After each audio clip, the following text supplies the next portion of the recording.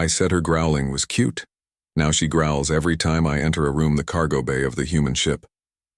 Starwind hummed with quiet energy as Captain Jake Collins walked through the corridors. 3 months had passed since they rescued the alien woman from the destroyed Zephyrian vessel, and she still remained a mystery to everyone aboard. Her name was Kira.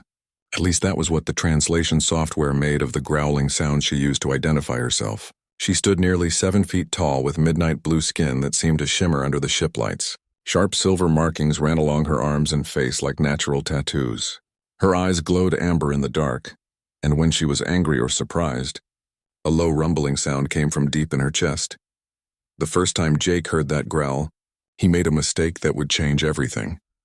It happened in the medical bay where Dr. Lisa Harper was running tests on their alien guest. Kira had been cooperative but clearly uncomfortable with all the human attention. When Lisa tried to take a blood sample, Kira pulled back and let out a deep, threatening growl that made the walls seem to vibrate. Jake, who had been watching from the doorway, smiled and said something that would haunt him for months to come. That growling is actually kind of cute. The effect was immediate. Kira stopped growling and stared at him with those bright amber eyes. Her head tilted slightly to one side, and for a moment, Jake thought he saw something like confusion cross her alien features. Dr. Harper finished her work quickly after that, but Jake noticed that Kira kept looking at him during the entire process. When he left the medical bay, he could have sworn he heard a soft rumbling sound behind him. The next day, Jake entered the observation deck where Kira spent most of her time looking out at the stars. The moment he stepped through the door, she turned and let out a low, gentle growl. Not the threatening sound from before, but something softer, almost musical. Jake stopped and looked at her. Was that for me? Kira tilted her head again and made the sound once more, her amber eyes never leaving his face. By the end of the week, it became clear that something strange was happening. Every time Jake entered a room where Kira was present, she would turn to face him and make that soft growling sound. It did not matter if she was eating, sleeping, or talking with other crew members through the translation device. The moment Jake appeared, she would acknowledge him with her unique greeting.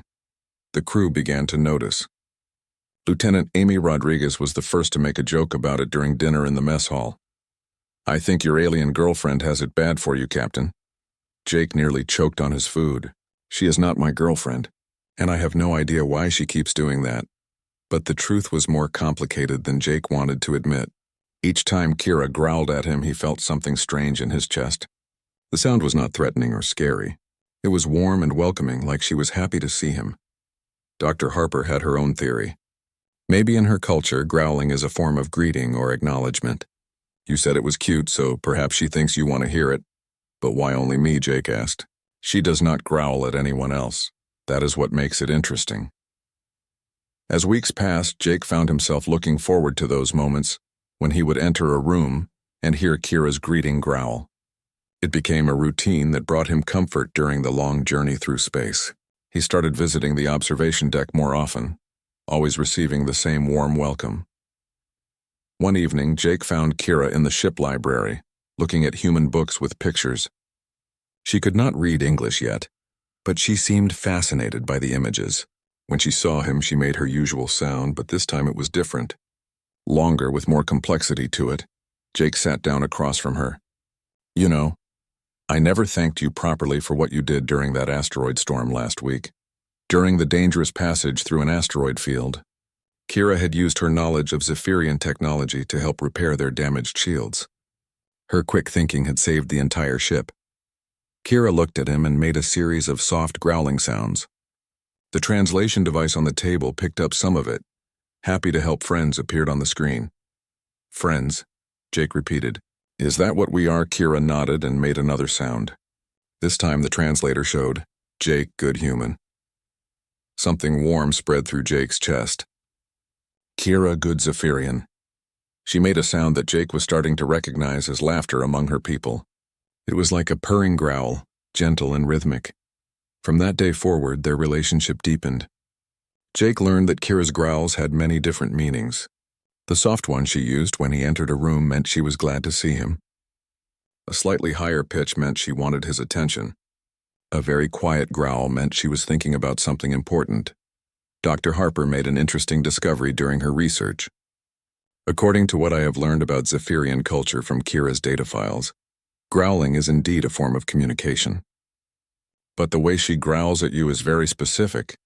What do you mean? It appears to be what they call a bond greeting. It is something Zephyrians only do with individuals they consider part of their inner circle. Family, close friends, or... Harper paused. Romantic partners. Jake felt his face grow warm. Romantic partners. I could be wrong, but the patterns match what their cultural database describes. That night, Jake lay in his bunk thinking about what Dr. Harper had told him. Was it possible that Kira had developed feelings for him? Was her constant growling when he appeared actually a sign of affection in her culture? The next morning, Jake found Kira in the hydroponics bay, helping tend to the ship's food plants. When she saw him, she made her usual greeting growl, but this time Jake really listened to it. There was something musical about it, something that seemed to come from a place of genuine warmth. Kira, he said, walking closer to her, can I ask you something about the sound you make when you see me? She tilted her head in that familiar way and activated the translator. Jake wants to know about greeting sound. Yes. Why do you only make that sound for me? Kira was quiet for a long moment. Her amber eyes studied his face carefully. Finally, she made a series of complex growling sounds. The translator worked to process them. Jake said growling was cute. Kira thought Jake wanted to hear it. Now Kira makes sound because Jake makes Kira feel safe and happy. Is bond greeting from Kira's world? Jake's heart started beating faster. Bond greeting. For special humans, the translator showed her next words. Jake is special to Kira. Jake took a step closer to her. Kira is special to me too. What happened next surprised both of them. Kira made a new sound, deeper and more complex than any growl Jake had heard before. It seemed to come from her very soul, rich and musical and full of emotion. The translator struggled with it for a moment before showing deep affection sound, very personal, only for one special being.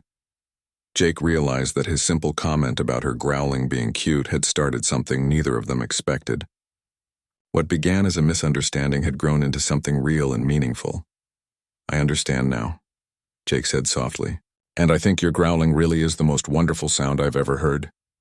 Kira made her deep affection sound again, and Jake knew that whatever happened next in their journey through the stars, he would never get tired of hearing her unique way of saying she cared about him. The crew of the Starwind would continue to joke about the captain and his alien companion, but Jake no longer minded.